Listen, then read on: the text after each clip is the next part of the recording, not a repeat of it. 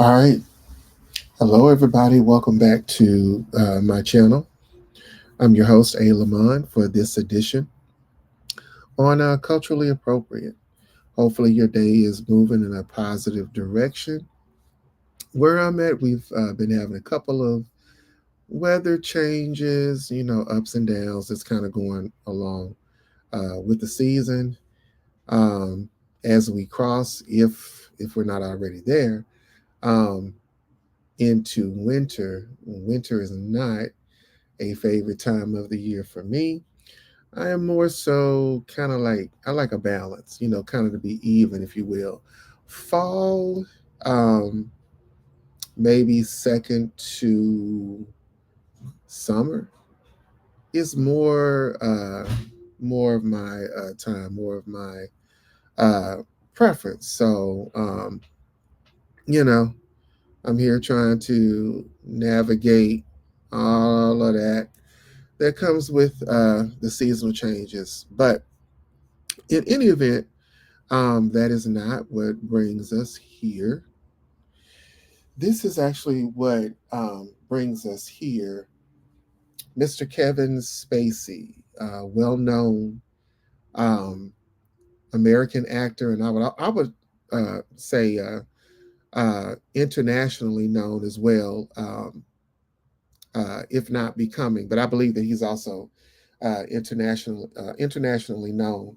Um, this particular situation or series of events is not anything new, but it really piqued my interest just to kind of, take a deeper look at it um, from a particular perspective when I saw a recent clip from an interview that he did back in 2024, which we'll get into that. But I wanted to start by just kind of going through his credits as an actor, if you will, kind of going down through his accomplishments.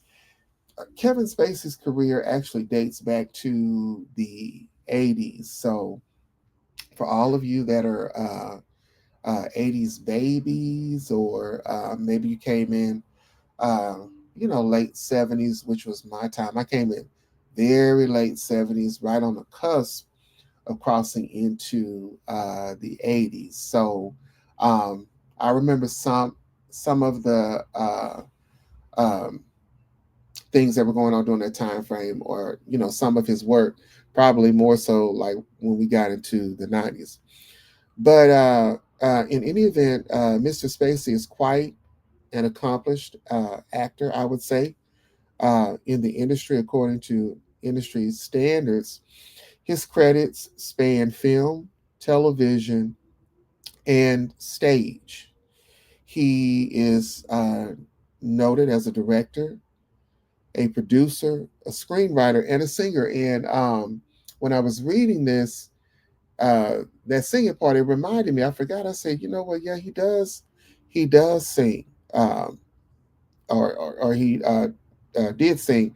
I think I recall in one of his roles where I heard him sing, and we'll kind of get into that. Um, Mr. Spacey received his first Academy Award back in 1995, and this was for the film Usual Suspects, where he received an Oscar for Best Supporting Actor.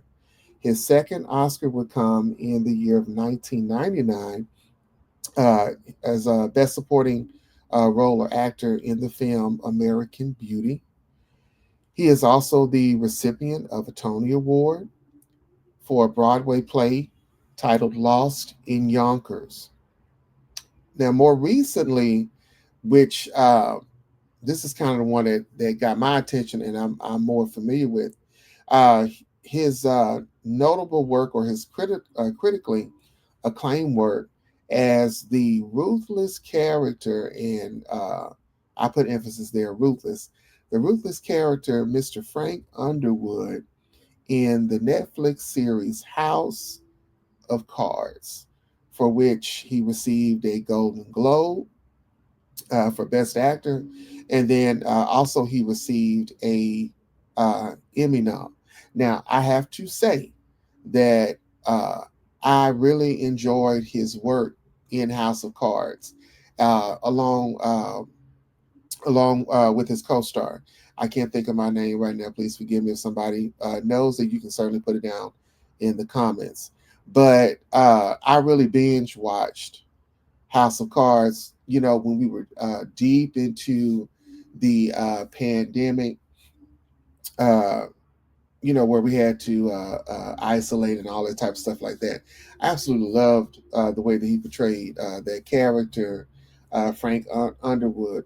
Frank Underwood, I would say he was cutthroat.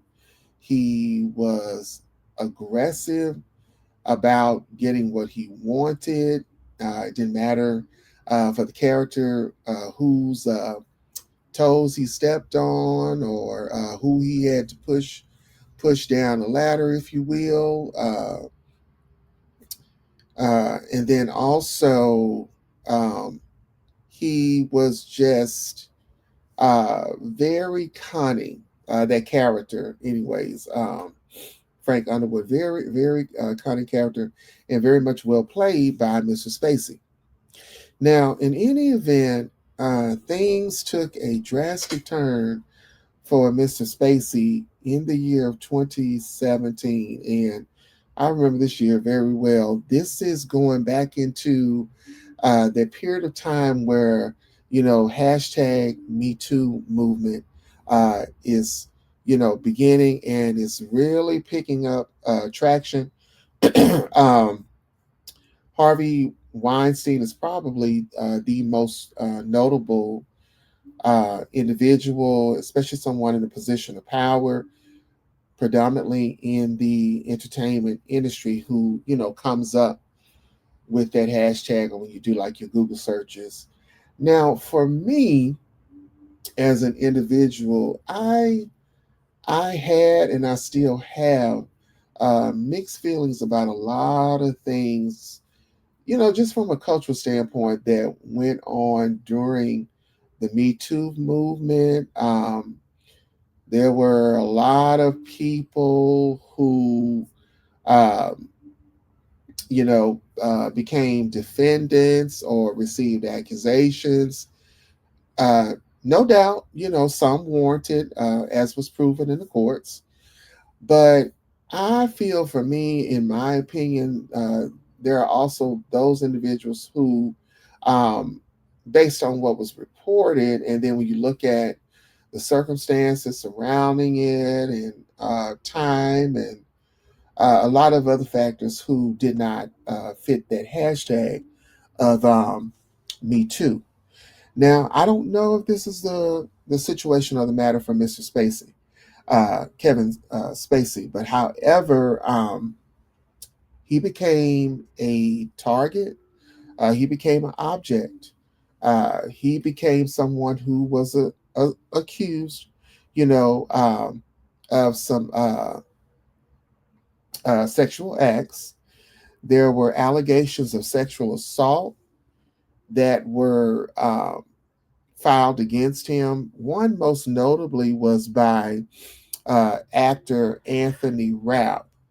And those allegations went back to the 1980s. And what you should know, and you can, of course, Google this, is that there is a considerable age difference between the two, I believe. At that time, Anthony Rapp was in his teens, maybe right around age 14 to 15, something like that. Um, and Mr. Spacey, he would have been older than him, obviously, into like early adolescence or early adulthood, if you will. Now, following that particular uh, accusation or allegation will come a whole nother host of accusations that came out behind that. And those primarily originated from out of London, out of the UK, over there. And I believe it was probably maybe about uh, 9 allegations of the same type of charge or behavior, that primarily being sexual assault.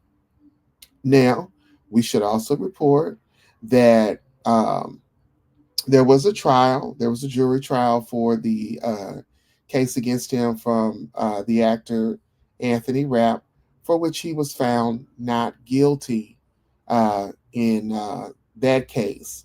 And then it was also reported that he was acquitted on 9 other charges of the same assault.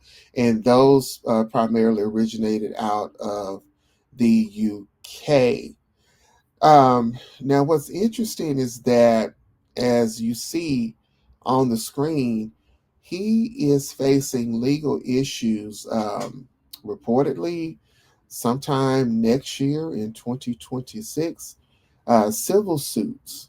And this is involving 3 men, who are saying that they were assaulted by Mr. Spacey.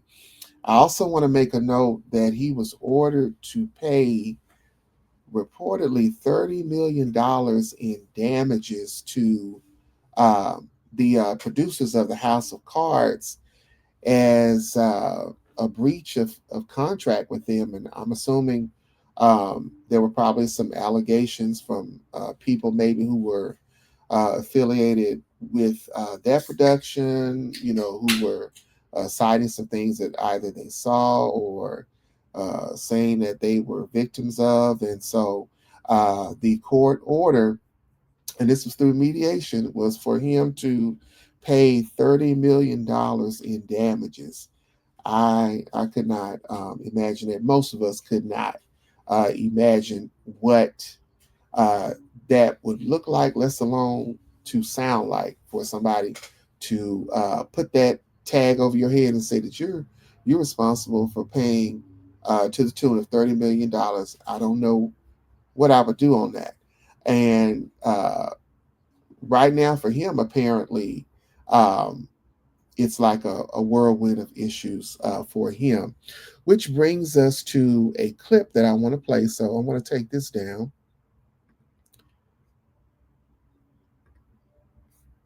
and then I want to bring up a clip for you.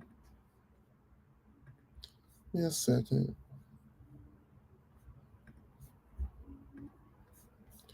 Let me add it to the screen. All right, there we go. It was this clip here, and I should say, actually not this clip, but this was like the abridged version of the interview that I saw that he did with Pierce Morgan sometime in 2024. And I actually went back and I watched that entire interview. And I must say, now I don't follow Pierce Morgan.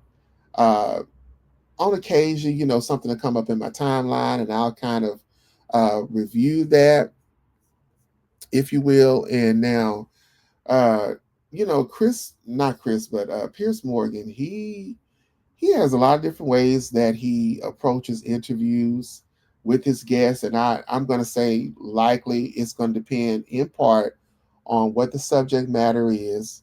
And then it's going to depend probably in part on the personality being the guest that's there. But for this particular situation, given the topic and the individual that it's dealing with, I felt like Pierce Morgan handled it with grace. Um, you know, uh, he handled it extending, humility to Kevin Spacey, not tearing him down as an individual, not grilling him as though he was back on the stand. I would assume just trying to, approach it from a balanced view, which is pretty much what I'm doing. Because now here's the deal. Uh, None of us, except for, the alleged victims, if or the accusers, if, things hold true. And in those that have been reported and those that have been heard, it has been determined by a jury that they were not, and that the allegations were not founded. But outside of that, none of us were there, so we can't say, yes or no. We can but do what the jury did, which was to hear reportedly the facts, um, use some reasoning there, and then come to a decision. But when I watched this clip and I listened to some things in it, uh, the human side of me as a human being in observing this uh, really went out to Mr. Spacey in this situation. So with as with anything, the interpretation or what each person leaves away with is an individual thing. We all can sit and listen to something at the same time, but we each can, we can come away with a different view or a different take on that. So I leave that up to you, judgment free, just to listen to it and see what you come away with. So I'm going to play this. This clip does belong to Entertainment Tonight, as you see, but I am claiming fair use on the use of this video here, fair use for entertainment and educational purposes. So let's take a listen.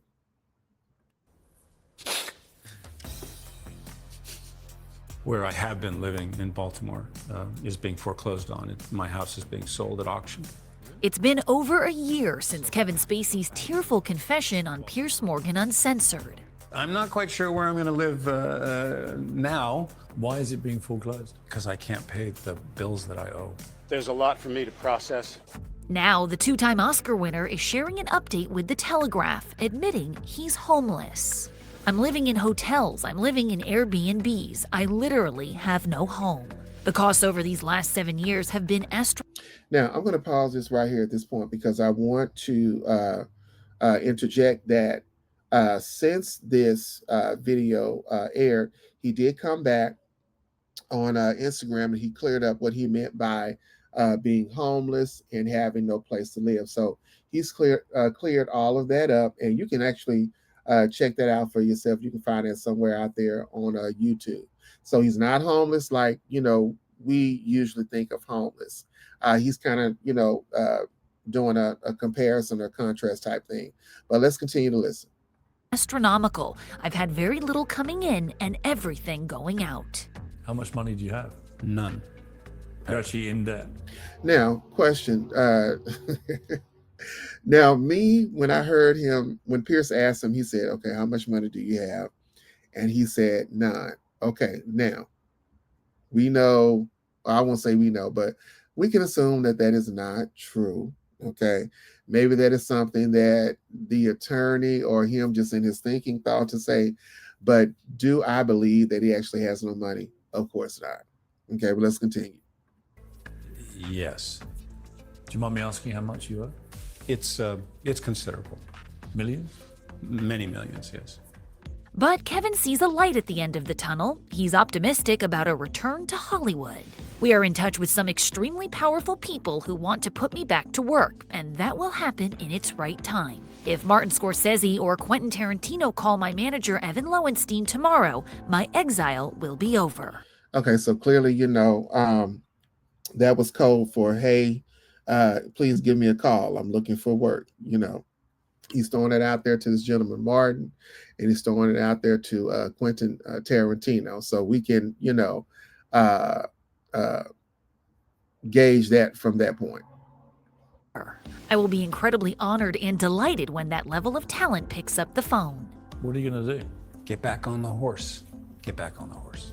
That's all I have to say. I want to comment on that statement that he just made. I thought that was very potent. What he said about, quote unquote, getting back on the horse, coming behind, what he's had to endure, what he's had to deal with, the opposition there, and then a lot of the turn of events that was related to what he was dealing with the judicial system and with court proceedings. And life is very much that way. We all experience maybe not something like this, but in likeness, opposition, circumstances, situations, trauma, things that can just happen suddenly. That's unexpected. For some people, they fold to it, unfortunately. It's so overwhelming for them and for their brain and what they can process and their emotion that they just can't handle it. And so then, they may turn to something more drastic. But it really takes somebody with strength, someone with determination, someone with perseverance to be able to make such a statement as that, to say, you know what, I'm just going to get back up on the horse. Yes, the horse threw me down. I fell off of it. Even the horse itself tried to trample me down and tried to stomp on me. It actually stomped on my leg, and I've got a little bit of injury there. I can't use that leg quite like I used to be able to use it. But hey, guess what? I have my other leg, and then I've got my other extremity. So I'm going to muster up what energy I have, and I'm going to, propel forward. So I do applaud him for taking that position, because, he just can't let the work that he's done, the accomplishments that he's done, just go down the drain, right? I don't think that most of us would agree with that, or maybe not, but I don't. Okay, but let's continue forward. To say for the moment. Kevin's legal troubles began back in 2017 when Star Trek Discovery actor Anthony Rapp accused Kevin of sexual assault. Now, let's stop right here, because I was reading through some of the court information about that case, and what was interesting was that in some of the court documents and some of the transcripts, this individual here reportedly at some points in there, some of the testimony admitted to falsifying or to the statements not being true. I found that very interesting. And then look at the repercussions or the damage reportedly that was done to Mr. Spacey. Yeah, let's continue. Alleging the abuse happened when he was a teenager. I hope that everyone who's dealing with these sorts of situations does feel the courage to come forward.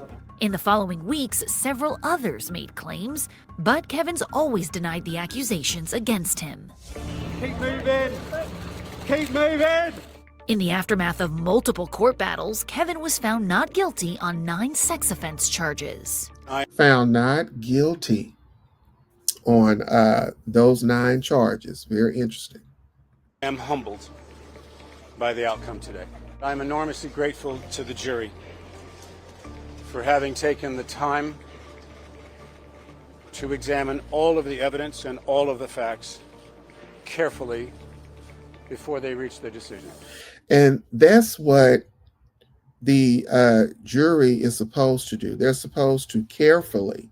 Now, do jurors always get it right? No, we know that. Okay, but for the most part, it's a very good system. Okay, with some exceptions there, but that's what they're supposed to do. They're supposed to examine all of the facts as given, examine those statements that they heard, and then come to a conclusion. And in his case, or in these particular cases that were involving him and the allegations, they found them not to be credible. They found them not to be, truthful or not probable in that case by the preponderance of evidence that it didn't measure up.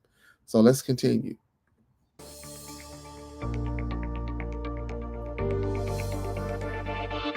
Okay, so that's the end. All right, so now let me stop sharing the screen. Give me one moment. Let me go back because I want to go back and pull up something different. So we'll stop there. And I want to put his profile back up that we were just looking at. There we go. Okay. So now, as what was just reported, he was found not guilty and he was acquitted of those charges. However, look at the state or the condition that it has left him in. And this is why I titled this video the way that I titled it. All that he's gone through, what he's currently having to tunnel through, if you will, and try to move through, is it related to fame, or how much of it is due to fame? How much of it is due to karma? If there's some issues there somewhere in here for him, or might it be both? Now, for me, I say potentially both, and I'll tell you why. Number one, given his status in society, he is a notable actor, an accomplished actor. How many actors can tell you, or how many actors actually win not one Oscar, let alone 2? He's won 2 Oscars, and then he has a host of other accolades that we read through, and then his career spans all the way back to the 80s. When he did House of Cards, when they came out, I mean, that was something that was very pinnacle, right? Now, for actors and people who are like really out there in the forefront, who are deemed celebrities, that they are magnets. They are magnets for accusations. They are magnets, if you will, for people to try to stalk them. They are magnets for people to try to do, harm to them. How often have we heard, and how often do we hear that phrase, there's a price for fame?